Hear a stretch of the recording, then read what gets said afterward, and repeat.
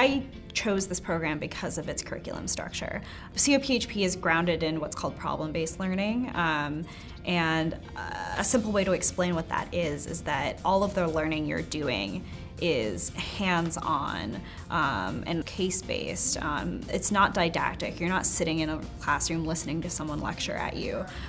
You are working through problems and cases and tasks and learning by doing. It almost feels like you're back in school, but you haven't really left the workspace, which is part of the reason I was so excited to join the incoming class, because I had this fear that if I was going to leave sort of working full-time, that I wasn't going to be learning as much. You learn so much just by doing things. When you first get a case, you're coming into class and you haven't seen the case before. Everybody kind of gets the case and has some time to read it themselves. Usually the case is a story. Usually there are one or more characters. They might be public health professionals, they might just be community members, and within the case, within that story, there are things that you are meant to learn about whatever public health content your block or your class is talking about that week. You might have a case where you have two public health department staff members talking about some event that just happened in the community, and maybe they'll say something like, "Oh, I really wish I knew more about this policy or this thing that just happened," and that kind of cues you in to think, oh, maybe that means I need to learn about it too. No matter how hot the guy gets, he doesn't take off the boot. Well, after we're done reading the case for ourselves, we will read it together out loud. We'll usually take turns doing that, paragraph by paragraph or sometimes page by page. If there are characters, sometimes the cases are written like scripts, so we get to play around with that a little bit. And then after we've read through the whole thing together, what we'll do is we'll start to pull out what are called no's and need to knows. So the no's are things that come up in the case that we're already familiar with. So maybe there's a reference to some public health concept we've encountered before in class or just within our shared expertise. And then there's also going to be things that we don't know anything about that we need to learn about. So what we'll do is on the board, we'll start to write out what are the things in this case that we already know about, and what are things that we don't know about that we need to find out more about through our own research process that we'll follow. Because COPHP specifically takes on students who've had some professional experience, there's usually a lot of knowledge already in the room. So we'll kind of talk out what among things that individuals in the room have prior experience with truly constitute things that we know collectively and don't need to learn more about. And if we can decide, okay, we feel comfortable with this concept, maybe that'll go in the no bucket. But for the most part, we're coming up with things we need to know, and those things are embedded in the case. And then from there, what we'll do is we will look at all of our need to knows that we've pulled out from the day and try to categorize them and organize them into usually about 8 or 9 little categories that will become our learning objectives. Yeah. But I think, kind of to your point, that's the question in there is, what is the EPA doing, but also how are they doing it? Like, what is the role of the EPA in a program like GAL? And just the separation between like state responsibility and federal responsibility. Mm-hmm. And funding availability too, potentially from the EPA. It makes me also think of, this isn't an LO, but the roundtable we sort of heard about in the seminar, and sort of what degree of like public health people are involved in that too, because that it seems like a way for more collaboration between agencies and people in different fields. So. And we heard about the Department of Ecology. So like, what do they do? There are as many learning objectives as there are students in the room, so each student will receive a learning objective. So I'll get assigned my learning objective. I will take that home with me and do research into that subject with the aim of writing about a 5-page paper that teaches that learning objective to my classmates. The LO itself, once you write it, has a few different components. You're practicing writing abstracts, so you're going to include an abstract that summarizes for your very grateful classmates who have to read about 60 pages of these LOs every week. You know, what are you talking about? How did you do your research? What did you find?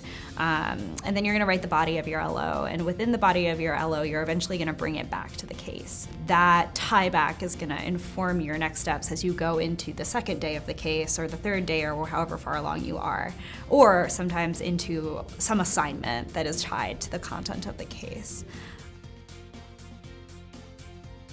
So you put together your LO, and your LO is due the night before your next day of class. So generally speaking, you want to have read everyone's LOs before coming to class, because these LOs are really sort of your textbook. They're what's teaching you this content. And you want to come to class, you know, having sort of ideally met these learning objectives so that you can carry that knowledge into the next day of class.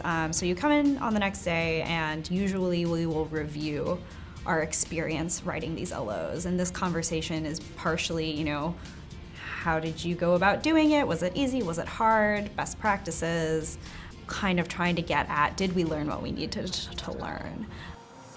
In both of our cases and things that we looked at, it's easy for us, like probably everyone in this room can draw the connections of like, oh, climate change, health hazards, death. But like having to then, to sum it up, but it's not always easy to explain that to people who haven't really like been entrenched in examining it in that way, and like that's part of, I think, where like having to talk to someone who doesn't believe in things like climate change or doesn't necessarily see how it would affect them can be daunting, at least in my own experience, because it's like, no, I just get it like this. Like, why don't you see it this way? But having to then like take a step back and like just with the cases of help where like people really did see the health effects of climate change and experience them in real time, and what that looks, how that is related, rather than just like saying abstract things like we need to cut down on our carbon emissions because it's bad for our health. It can be kind of abstract. You'll have that conversation and, you know, try to tease out, you know, things you missed and things that you think you hit really well, and, you know, generally what people are thinking now that they have all this new information. And then you'll get the next day of the case, and the next day of the case will build upon whatever you've just done. You'll get more information, you'll go through the same process, you'll pull out all those no's and need to knows. Maybe you'll have more no's this time because you've just gone through this previous LO round, and you'll continue on that way. If you're at the end of a case, you might have some kind of an assignment. Most of the assignments, if not all of them, are highly, highly practical. They're trying to teach you a particular skill, be it writing a particular type of communication like a press release or a governor's alert, or trying to develop your skills in grant writing. We also have very hands-on assignments and partnerships with real organizations in the Seattle community and in the King County community. In the context of different cases that we've gone through in our first year, I've done work with multiple organizations, both in sort of the urban core of Seattle and out in more rural areas. So there's always that piece too, that the work you're doing has some sort of real world impact. There's a real partner, there are real groups of people that you're working with, and they're actually going to use the things that you produce as opposed to just, you know, generating pages and pages of things that will be read and then graded, and then you'll never think about them again. So that's where it started, and then sort of like Throughout that whole process of going through the case and forming LOs and divvying them up and coming back and discussing that, there are students facilitating that process. So in addition to kind of participating in this peer-led learning process where you're learning and you're teaching your classmates, you also have the opportunity to facilitate class and to gain teaching competencies. That's really important to me. That was one of the reasons that this program was really compelling, was that it felt like I was learning, or like I was going to have the opportunity to be learning all the things I wanted to learn about public health, but also just learning how to be better at pretty much anything I do, because I'm gaining skills in how to tackle problems, how to, you know, be handed something that I'm completely unfamiliar with, and within 48 hours become sort of a rapid fire expert on this subject matter with the help of my peers. Problem-based learning is very dependent on peer-led learning. You are responsible not only for teaching yourself about your LO, but teaching your classmates. And when you are writing and producing things, knowing that you have to teach other people, they are a lot better because you're thinking, oh, I have to make sure that not only I understand this, but other people understand it.